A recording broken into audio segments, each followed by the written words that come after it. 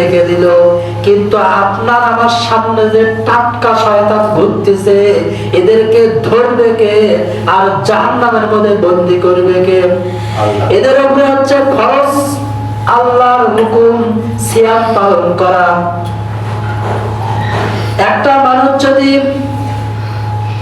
বাড়িতে ঘোড়া পিতৃ পালন করে, ওই ব্যক্তিটা ঘোড়া কি খায় সেটা আগে থেকে ব্যবস্থা করে।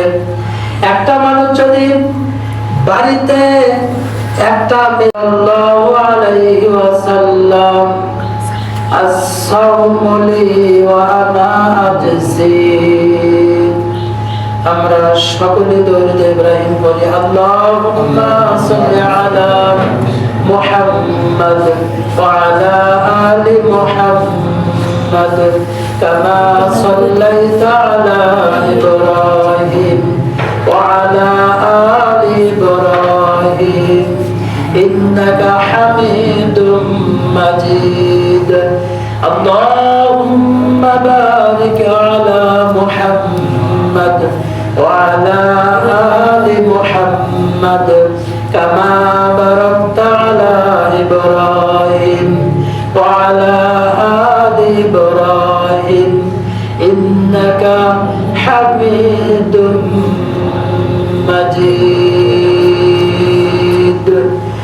সমস্ত প্রশংসা সেই মহান আল্লাহ সুবহানাহু ওয়া তাআলার জন্য, যে আল্লাহ তাবারক ওয়া তাআলা আমাদেরকে পবিত্র মাহে রমজান মাসে মসজিদে আসার, বসার, দিনী কথা বলা শোনার তৌফিক দান করেছেন।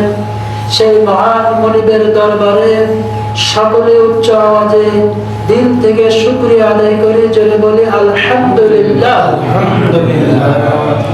সকলে বলি আল্লাহুম্মা লাকাল হামদু কামা ইয়ানবাগি লিজালালি ওয়াজহিকা ওয়া আযীমি সুলতানিকা সুবহানাল্লাহি ওয়া বিহামদিহি আদাদা খালকিহি ওয়া রিদা নাফসিহি ওয়া জিনাতা আরশিহি ওয়া মিদাদা কালিমাতিহি। আল্লাহুম্মা হাসিবনি হিসাবান ইয়াসীরা। আল্লাহুম্মা লা আয়শা ইল্লা আয়শাল আখিরা।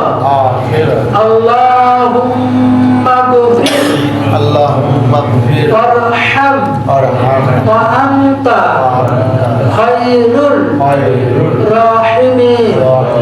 আল্লাহুম্মা আনতা রাব্বি লা ইলাহা ইল্লা আনতা খালাকতানি ওয়া আনা আবদুকা ওয়া আনা আলা আহদিকা ওয়া ওয়াদিকা মাসতাতা'ত ওয়া আউযু বিযামবি লা ইয়াগফিরুয যুনুবা ইল্লা আনতা। আল্লাহ সুবহানাহু ওয়া তাআলা প্রতিটা তাসবিহ তাহলিল ভুল ত্রুটি মাফ করে দিয়ে জাযা খায়ের আল্লাহ পাক আমাদেরকে দান করুন বলে আল্লাহুম্মা আমিন। আমাদের প্রাণ প্রিয় রাসূল বিশ্ব নবী মা আমিনার নয়নের মনে কলিজার টুকরা আমাদের প্রাণ প্রিয় রাসূল, আমরা সকলে তার প্রতি দরুদ পড়ি বলে সাল্লাল্লাহু আলাইহি ওয়াসাল্লাম। সম্মানিত উপস্থিতি, আজকে এমন একটা সময়, এমন একটা দিন, এমন একটা মাস আমরা অতিবাহিত করতেছি, যে মাসের দাম, মান, মর্যাদা আল্লাহ সুবহানাহু ওয়া তাআলার কাছে অন্য মাসের তুলনায় হাজার হাজার কোটি গুণ বেশি। বলেন সুবহানাল্লাহ। অন্য মাসে কোটি কোটি বার সুবহানাল্লাহ বললে যতগুলো সওয়াব, এই মাসে একবার বললে তার চাইতেও বেশি সওয়াব। সুবহানাল্লাহ। এই মাসের কথা আল্লাহ পাক সূরা বাকারার মধ্যে 7 নম্বর পৃষ্ঠা, 2 নম্বর পারা 7 নম্বর পৃষ্ঠা আল্লাহ পাক বলেন, শাহরু রমাদান আল্লাযী উনজিলা ফীহিল কুরআন। বলেন আল্লাহু আকবার। এই মাস তো সেই মাস যে মাসে মহাগ্রন্থ আল কোরআন আল্লাহ পাক নাযিল করেছেন। বলেন আলহামদুলিল্লাহ। জোরে বলেন আলহামদুলিল্লাহ।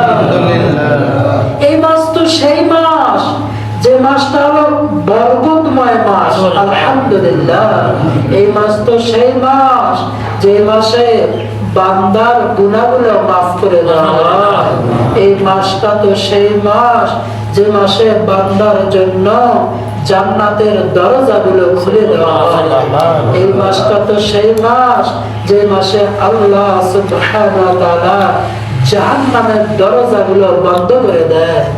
এই মাস তো সেই মাস যে মাসে বান্দার ইবাদতের যাতে কোনো ঘাটতি না হয়, সেই জন্য আল্লাহ শয়তান নামক অভিশপ্ত সেই শয়তানকে আল্লাহ পাক জাহান্নামের মধ্যে জাহান্নামের শিকল দিয়ে বেঁধে রেখেছে, যাতে আমার বান্দার ইবাদতের সময় ডিস্টার্ব করতে না পারে। শয়তান আছে তাহলে কোথায়? জাহান্নামে। আমরা আছি দুনিয়াতে। এখন দিনের বেলা ওই পর্দা দিয়ে যারা খাওয়া দাওয়া করতেছে, এরা আবার কোন শয়তান? জিন নামক শয়তানদেরকে আল্লাহ পাক আদম সন্তানের ইবাদতের খাতিরে সুন্দর করে যাতে ইবাদত করতে পারে, আল্লাহকে রাজি করতে পারে, খুশি করতে পারে, ডিস্টার্ব যাতে কেউ করতে না পারে, এই জন্য জিন নামক শয়তানদেরকে আল্লাহ পাক ওই জাহান্নামের শিকল দিয়ে বেঁধে মেশিন ক্রয় করে। তার আগে ওই মেশিনের দিক নির্দেশনা গুলো বাড়িতে নিয়ে এসে ভালোভাবে পড়ে দেখে, মোবাইল দিতে হবে কতটুকু, তেল দিতে হবে কতটুকু, এর কোন লাভ কিভাবে টাইট দিতে হবে সুন্দর করে দেখে। আপনাকে আমাকে আল্লাহ পাক সৃষ্টি করার পরে আপনার সুস্থতার দিকে আল্লাহ পাক খেয়াল করে আপনার আগামী দিনগুলো উজ্জ্বলময় হওয়ার জন্য, ভবিষ্যৎটা ভালো হওয়ার জন্য, পরকালীন জীবন জান্নাতি হওয়ার জন্য আল্লাহ পাক নিজে ঘোষণা করে দিলেন, একটা মাস যদি কেউ আমি আল্লাহকে খুশি করার জন্য রোজা রাখে, সিয়াম পালন করে, আমি আল্লাহ তার পেছনের জিন্দেগির সমস্ত গুনাহগুলো মাফ করে দেয়। মেশিন তৈরি করার পরে ইঞ্জিন কিভাবে চলবে, এই দিক নির্দেশনাগুলো আপনি মানলেন। আপনারও তো শরীরটা একটা মেশিন। চক্ষু দিছে আল্লাহ দেখার জন্য, কর্ণ দিছে আল্লাহ শ্রবণ করার জন্য, এই যে হাত পা গুলো আল্লাহ পাক দিয়েছে এগুলো সতেজ থাকার জন্য, ভালো থাকার জন্য আপনাকে আমাকে একটা মাস সিয়াম পালন করতে হবে। বলেন আলহামদুলিল্লাহ। যারা বিসিএস ক্যাডার, বড় বড় বিজ্ঞ ডাক্তার, তারা গবেষণা করে বলতেছে আদম সন্তান যখন দিনের বেলা একটা মাস খানা ছেড়ে দেয়, পেটের মধ্যে যতগুলো অসুখ তৈরি হয়েছিল 11 মাসে, সব ধরনের অসুখগুলো আল্লাহ পাক সিয়াম পালন করার ওসিলায় মাফ করে দেয়। বলেন সুবহানাল্লাহ।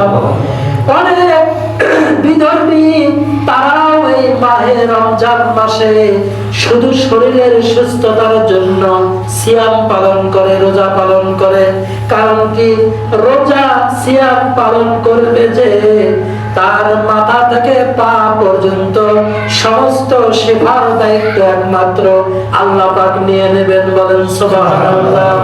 এজন্য ভাই আমি আপনাকে বলি, দিনের বেলা আমরা খানা পিনা ছেড়ে দিয়েছি একমাত্র কার জন্য?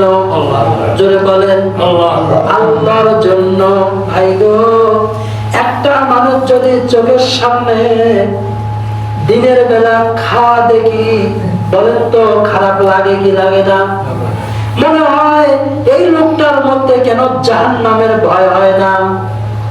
আমি দিনের বেলা এই বালুচরা দিয়ে প্রবেশ করে এই উত্তর পাড়া মন্ডল পাড়া হয়ে যখন মাদ্রাসার দিকে যাচ্ছি, আমাকে দেখে আসলো, সাথে সাথেই ওই বিড়ি টানতেছিল, লুকাচ্ছে।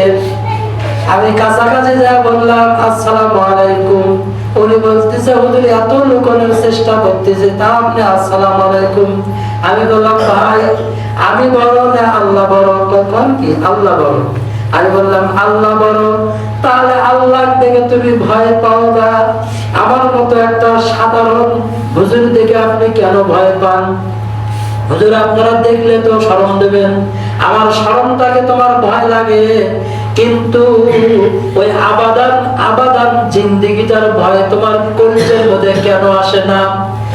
তোমার দিলের মধ্যে এই নিঃশ্বাস বন্ধ হবে, আসার সিরিয়াল আছে, যাওয়ার কোনো সিরিয়াল নাই। কথা বলেন ঠিক কিনা? একদিন তো আপনাকে আমাকে লাশ হতে হবে। ওই ওই বাচ্চাদের ভিটার নিচের মাটিগুলো তো আপনার জন্য আমার জন্য অপেক্ষা করতেছে। ওই যে হাটফুল বাড়ি যারা সাদা কাফন বিক্রি করে, ওইটা তো আপনার আমার জন্য অপেক্ষা করতেছে। দোস্ত, মসজিদের খাটলিটা অপেক্ষা আছে, কখন আপনার জন্য এই খাটলিটা নেওয়ার জন্য আসবে। সবকিছুই রেডি, শুধু নিঃশ্বাস যায় না জন্য সাদা কাফন আমার বাড়িতে আসে না। কথা বলেন ঠিক কিনা? নিঃশ্বাস বন্ধ হয় না, এই জন্য মসজিদের খাটলিটা আমার বাড়িতে যায় না। সম্মানিত উপস্থিতি, আমরা যারা সিয়াম পালন করতেছি আমাদেরও কিছু দায়িত্ব আছে। আমরা রাস্তাঘাটে দোকানপাটে যেখানে যে অবস্থায় যাকে সামনে পাবো, যদি মনে হচ্ছে রোজাদার, আমরা তাকে দাওয়াত দেব। হাদিসের মধ্যে এসেছে আপনি যাকে রোজার দাওয়াত দিলেন, নামাজের দাওয়াত দিলেন, যাকাতের দাওয়াত দিলেন, ওই ব্যক্তিটা যদি আপনার কথা শুনেই যে রোজা পালন করবে তা নয়, আপনার কথা শুনেই যে নামাজ শুরু করবে তাও নয়, কিন্তু যদি করে, আল্লাহ সুবহানাহু ওয়া তাআলা আপনার আমল নামায় কবুল নামাজ কবুল রোজার সওয়াব দান করে দেবেন। সুবহানাল্লাহ। আপনি যে ওই ব্যক্তিকে দাওয়াত দেওয়ার জন্য ঘর থেকে বের হয়েছেন, নবী বলেছেন যে আপনার পায়ের সাথে আর ধুলার সাথে যে ধুলা লেগে আছে আপনার পায়ের সাথে, এই ধুলা আর জাহান্নামের আগুন অ্যাডজাস্ট হবে না। অর্থাৎ আপনার ধুলাগুলো জাহান্নামে যাবে না। তার মানে আমার এই পায়ের উপরে যে পশম আছে, চুল আছে, এগুলোতে যে ধুলা লাগছে, এগুলো যদি জাহান্নামে না যায়, তার মানে আপনার পাটা জাহান্নামে যাবে না, জান্নাতে যাবে। বলেন সুবহানাল্লাহ। হাদিসের মধ্যে এসেছে আল্লাহ পাক বলেছেন ওমান আহসানু কওলাম মিম্মান দাআ ইলাল্লাহ ওয়া আমিলা সালিহান ওয়া ক্বালা ইন্নানি মিনাল মুসলিমিন। ওই ব্যক্তির কথার চাইতে আর কার কথা উত্তম হতে পারে যে মানুষকে আল্লাহর দিকে ডাকে এবং বলে ক্বালা ইন্নানি মিনাল মুসলিমিন, আমি একজন মুসলমানদের অন্তর্ভুক্ত। জোরে বলেন আলহামদুলিল্লাহ। আমাদের রোজা সিয়াম ছেড়ে দেওয়ার সময় নয়, এগুলো হচ্ছে আদায় করার সময়। আমাদের এখন গুনাহ মাফের সময়। কেউ যদি মেডিকেলে ভর্তি হয়ে যায় একটা সপ্তাহের জন্য, সে ইচ্ছা করলেই আর মন মতো কোনো কিছু খাইতে পারে না। সে ডাক্তারের দিক নির্দেশনাগুলোর দিকে খেয়াল করে। যখন একটা মানুষ রমজান নামক মেডিকেলে ভর্তি হয়ে যাবে, ইচ্ছা করলে আর গুনার কাজ করতে পারবে না, ইচ্ছা করলেই মিথ্যা কথা বলতে পারবে না, ইচ্ছা করলেই সকলখুরি করতে পারবে না, ইচ্ছা করলেই গীবত করতে পারবে না। নবী বলেছেন ওই ব্যক্তির রোজাটা দুর্বল রোজা, যে রোজা রাখার পরে, সিয়াম পালন করার পরেও মিথ্যা কথা বলে, সকলখুরি করে, গীবত করে। কে সরকার হচ্ছে না হচ্ছে আমার দেখার টাইম নাই। আমি কেন এর দুর্নাম ওর কাছে, ওর দুর্নাম এর কাছে, গীবত করতেছি, সকলখুরি করতেছি।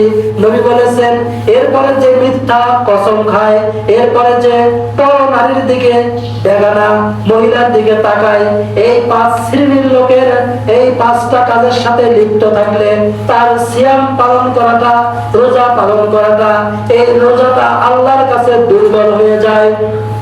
আল্লাহ পাক আমাদেরকে হেফাজত করে, বলেন আল্লাহুম্মা আমিন। নবী বলেছেন কিয়ামতের মাঠে একটা দরজা হবে, সেই দরজার নাম হলো রায়হান। ওই রায়হান নামক দরজা দিয়া প্রবেশ করবে কারা? রমজান মাসে রোজা রাখে যারা। আলহামদুলিল্লাহ বলেন না আলহামদুলিল্লাহ, যারা বলেন আলহামদুলিল্লাহ। আমরাই ওই দরজা দিয়ে প্রবেশ করব ইনশাআল্লাহ। আমরাই ওই দরজার ঢোকার, আমরাই অগ্রাধিকার পাবো, কারণ আমরা একমাত্র আল্লাহ রাজি খুশি করার জন্যই সেই সাহারি খাই, শুধু আল্লাহর জন্য। ফরজ সালাত, ফরজ নামাজ আমরা জামাতে আদায় করি শুধু আল্লাহর জন্য। সারাটা দিন কতবার আমরা ওজুর সময় মুখে পানি নেই, পান করি না, কার ভয়ে? একমাত্র আল্লাহর ভয়ে। এই জন্য দোস্ত, আপনার পা দুটা ধরে বলি, আপনি এই মাসে কোনো গুনার কাজ করবেন না। আজকে বাড়িতে যাওয়ার পরে আপনি তো রোজাদার, আপনি তো 5 ওয়াক্ত নামাজি, আপনি তো দিনদার, আপনি তো পরহেজগার। তাহলে একটা পরহেজগার লোক কেমনে তার বোনের সম্পদ মেরে খেতে পারে? একটা পরহেজগার লোক কেমনে তার ভাইয়ের সম্পদ মেরে খেতে পারে? শোনেন, আপনি আমি যা সম্পদ অর্জন করেছি, এগুলোর মজা ভোগ করবে সন্তান, আর এগুলোর আযাব ভোগ করব আমি। বেঁচে থাকা অবস্থায় যার যে হক আমি আদায় করব, বলেন ইনশাআল্লাহ। এরপরে হচ্ছে আপনার যে অর্থ সম্পদ আছে, আপনি 1 লক্ষ টাকার মালিক, এই 1 লক্ষ টাকাটা আপনার পবিত্র করতে হবে। এই 1 লক্ষ টাকার মধ্য থেকে 2500 টাকা আপনি অসহায়, ফকির, মিসকিন, এরকম মাদ্রাসায় এবং নও মুসলিম এদের মাঝে আপনি 8টা ভাগ করে বিতরণ করে দেবেন। এই রমজানই দেবেন। আপনি নিয়ত করে আছেন আমার গ্রামে কয়জন বিধবা আছে, কয়জন অসহায় আছে, একটা দোকান খুলছে আহম্মুকের বাচ্চারা, এই দোকানের নাম দিছে কি, এখানে যাকাতের লুঙ্গি পাওয়া যায়, এখানে অসহায় গরিবদের জন্য লুঙ্গি পাওয়া যায়। শুনুন, নবী বলেছেন আপনার জন্য যা পছন্দ করবেন, ওই অসহায় গরিব ফকির মিসকিনের জন্য তাই পছন্দ করবেন। আলহামদুলিল্লাহ বলেন না আলহামদুলিল্লাহ। আমরা তো এমন জাতি, আমাদের মধ্যে কোনো ভেদাভেদ নাই, আমাদের মধ্যে কোনো ধনী গরিব নাই, আমাদের মধ্যে কোনো ফকির মিসকিন নাই। আমরা নামাজে যখন দাঁড়িয়ে যাই, একই সাথে ফকিরও দাঁড়িয়ে যায়, কোটিপতিও দাঁড়িয়ে যায়। আলহামদুলিল্লাহ, এটাই হচ্ছে আমাদের ধর্ম। আমরা নিজের খাবার বিলিয়ে দেব অনাহারীর মুখে, সবার সুখে হাসবো আমি, কাঁদবো সবার দুঃখে। এটাই তো হচ্ছে আমাদের ধর্ম। নবীজির কাছে প্রশ্ন করা হয়েছে, ইয়া রাসূলুল্লাহ, ইয়া হাবিবাল্লাহ, ইসলামের মধ্যে আইয়ুল ইসলামি খায়র, কোন কাজটি অতি উত্তম? নবীজি বললেন, তুতইমুত তাআমা ওয়া তুকরিউস সালামা, পরিচিত অপরিচিতকে তুমি সালাম দিবে, আর অসহায় গরিব ফকির মিসকিনকে তুমি বেশি করে খাওয়াবে। আলহামদুলিল্লাহ, এটাই তো হলো খাওয়ানোর মাস। তাকায় দেখেন কোন মানুষ ফকির মিসকিন আপনার বাড়ির আশেপাশে আছে, যারা 1 বছরের মধ্যেও গরুর গোশত ক্রয় করতে পারে না, ওদেরকে একদিন দাওয়াত দেন। আপনার বাড়িতে আপনার বিয়ে সাহেব দাওয়াত পায়, জামাই সাহেব দাওয়াত পায়, আত্মীয় স্বজনরাও দাওয়াত পায়, কিন্তু ফকিরকেও মাঝে মাঝে দাওয়াত দিয়ে যে টেবিলে ভিআইপি পার্সন লোক বসে ওই টেবিলে আপনি তাকে বসান, কিয়ামতের মাঠে আল্লাহ আপনার জান্নাতের সিংহাসনে বসাবেন। সুবহানাল্লাহ। হাদিসটা সহিহ। আল্লাহ পাক কিয়ামতের মাঠে ডাক দিয়ে বলবে, হে লোক, আমি তো তোমার কাছে যা চাইছিলাম তুমি কি আমাকে দিছিলে? বলে আল্লাহ কখন তুমি চাইছো? বলে ওই ফকিরকে দিলেই আমাকে দেওয়া হতো। আলহামদুলিল্লাহ। ওই অসহায় ব্যক্তিকে দেখাশোনা করলেই আমাকে দেখাশোনা করা হতো। ওর মাঝে দান করলেই আমি আল্লাহকে দান করা হতো। আলহামদুলিল্লাহ। এই জন্য এটা হলো দানের মাস, এটা হলো ধৈর্যের মাস, এটা হলো যাকাত ফিতরা আদায় করার মাস। সর্বনিম্ন ফিতরা ধরছে 110 টাকা। আপনি যে খাবারটা খান, যে উন্নত মানের খাবার খান, ওই খাবারের মধ্যে থেকে আপনার যাকাত ফিতরা প্রদান করতে হবে। আপনি তো 40 টাকা কেজির চাউলের ভাত খান না, আপনি খান ৭০ টাকা কেজি চাউলের ভাত, তাহলে 40 টাকা কেজি ধরে আপনি ফিতরা আদায় করতেছেন। এটা আপনার জন্য শোভনীয় নয়। শোভনীয় কোনটা? আমি যেটা খাচ্ছি ওদের থেকে আমি আদায় করব। আলহামদুলিল্লাহ।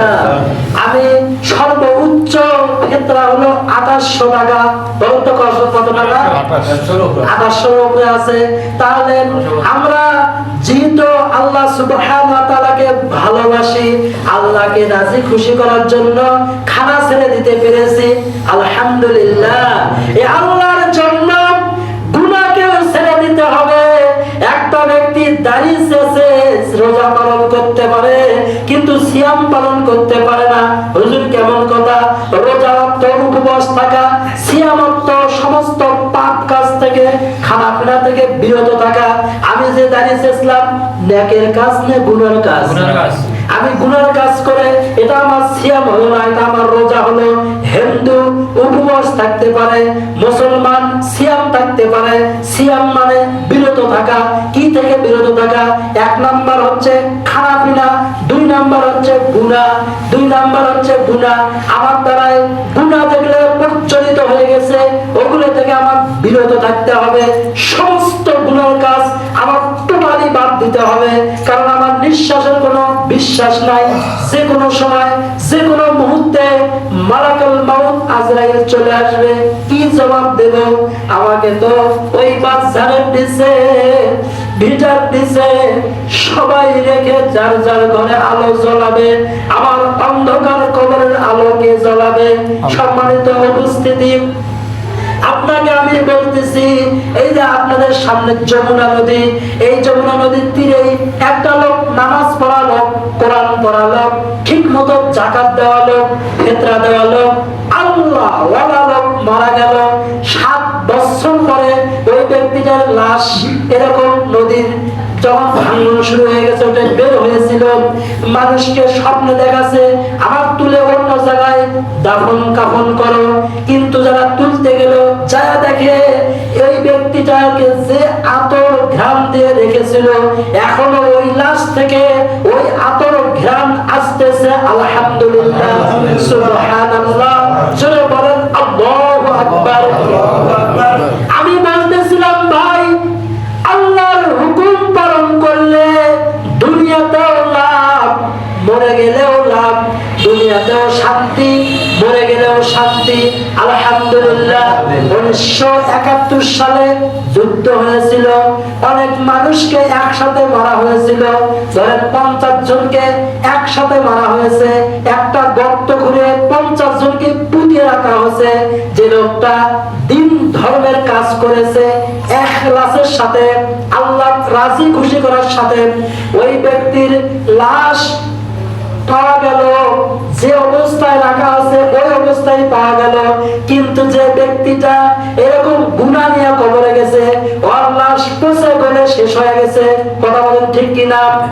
আপনার আমি ঢাকা শহরে যারা আমাদের দেশ পরিচালনা করতেছিল ওই আইয়ুব খানের আমলে, বিভিন্ন প্রেসিডেন্টের আমলে, যাদের হুঙ্কার শুনে দেশের মানুষ থরথর করে কাঁপছে, আজকে তাদের কবরে কুকুর শ্রীগালে পায়খানা করে সরানোর ক্ষমতা হয় না। কথা বলেন ঠিক ঠিক কিনা? আজকে যে শক্তি দিয়ে গুনাহ করতেছি, এমন একটা দিন আসবে এই শক্তিটা আপনার হারিয়ে যাবে, পায়ের শক্তি হারিয়ে যাবে, হাতের শক্তি হারিয়ে যাবে, চোখের দৃষ্টি শক্তি হারিয়ে যাবে।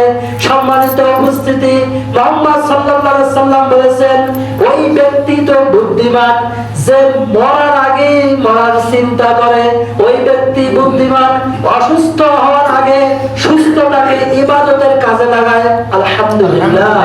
ওই ব্যক্তি তো বুদ্ধিমান বৃদ্ধ হওয়ার আগে যৌবন বয়সটাকে ইবাদতের কাজে লাগায়, আলহামদুলিল্লাহ। ওই ব্যক্তিটাই সবচাইতে বড় বুদ্ধিমান, অর্থ সম্পদ থাকতে বেশি বেশি দান করে, জনে বলেন আলহামদুলিল্লাহ। আমার অর্থ আছে, সম্পদ আছে, আমি বেশি বেশি দান করে যাব। কি রকম দান করে যাব? আমাদের গাইবান্ধাতে একটা লোক কোটি কোটি টাকার মালিক, যেদিন উনি মারা যাবে তার পূর্বে ছাদের উপরে উঠে একজনের সাথে কথা বলতেছিল, আর হঠাৎ ছাদ থেকে যখন পড়ে যায় লোকটার নিঃশ্বাস বন্ধ হয়ে আসতেছিল, আর উনি বলতেছিল, ও আমার কলিজার টুকরা সন্তানেরা, এত কোটি কোটি টাকা দিয়ে আমি কি লাভ হলো? আমি তো ভোগ করতে পারলাম না, এবং সম্পদ আমি তো সাথে করে নিয়ে যেতেও পারলাম না। তবে আমার একটা ওসিয়ত, আমার এই কোটি কোটি টাকা গাইবান্ধা জেলায় যত মাদ্রাসা আছে, যত অসহায় মানুষ আছে, কিয়ামত পর্যন্ত তোমরা এই সম্পদ এদের মাঝে বিলিয়ে দিবে, বলেন আলহামদুলিল্লাহ। যারা ছেলে ছিল, মেয়ে ছিল, এরাও প্রতিষ্ঠিত ছিল, এরা সবাই মিলে নিয়ত করলো, বাবার সমস্ত টাকা আমরা ইসলামী ব্যাংকে রেখে দেব, একটা টাকা আমরা নেব না, বাবার ওসিয়ত পালন করব, এবং একজন লোককে আমরা টাকা দিয়ে রাখবো প্রতি মাসে 50,000 টাকা দিয়ে একজন ম্যানেজার রাখছেন, যে আপনার দায়িত্ব এই জেলাতে যত অসহায় মানুষ আছে যখনই আবেদন করবে তখনই আপনি তাকে যা চাবে তা দিয়ে দেবেন, বলেন আলহামদুলিল্লাহ। বিশেষ করে মাদ্রাসার যদি কোনো হুজুর বা তালবেল এসে কাপড়ের আবেদন করে, গরু সে কুরবানির ঈদে আবেদন করে, আপনি তাদেরকে গোটাল গরু কিনে কিনে দেবেন, বলেন আলহামদুলিল্লাহ। এরকম ধীর মন মানসিকতা নিয়ে ব্যবসার কাজে লেগে যান। আমার যা ব্যবসার টাকা আছে, 4 কোটি টাকা আছে, 5 কোটি টাকা আছে, 50 লক্ষ টাকা আছে, ও কলিজার টুকরা সন্তানেরা, যখনই নিঃশ্বাস বন্ধ হয়ে যায় 3 ভাগ তোমরা নিও, অন্তত একটা ভাগ তোমরা আল্লাহ রাস্তায় দিয়ে দিও, সুবহানাল্লাহ। আল্লাহ পাক এরকম দিল মন আমাদেরকে দান করুক, বলেন আল্লাহুম্মা আমিন। কি করব অর্থ দিয়ে? ওই গরিব মানুষ মরে গেলেও যে সাদা কাপড়, কোটিপতি মরে গেলেও সেই সাদা কাপড়, কথা বলেন ঠিক কি না? আল্লাহ আমাদের প্রত্যেকের রোজা কবুল করুক, বলে আল্লাহুম্মা আমিন। প্রতিদিন একা একা ইফতার করবেন না, অন্তত 10 জন 5 জন তালবে ইলম হোক, গরিব অসহায় মানুষকে নিয়ে ইফতার করবেন। আপনি রোজা করে যতগুলো সওয়াব পাইছেন, ইফতার করানোর কারণেই ততগুলো সওয়াব আল্লাহ পাক আপনার আমলনামায় দান করে দেবে। আল্লাহ পাক এই আমল আমাদের সবাইকে করার তৌফিক দান করুক, আল্লাহুম্মা আমিন। আমাদের ভেদাভেদ দূর হয়ে যাবে যখন সবাই মিলে একসাথে ইফতার করব, কথা বলেন ঠিক কি না? আমাদের মনের মধ্যে হিংসা দূর হয়ে যাবে যখন সবাই মিলে একসাথে ইফতার করব। আর ইফতারের পূর্বে কমপক্ষে 20 মিনিট আগে আমরা হাত তুলে আল্লাহর কাছে কাঁদবো, দোয়া করব। আল্লাহ পাক কান্না করার তৌফিক দান করুন, বলি আল্লাহুম্মা আমিন।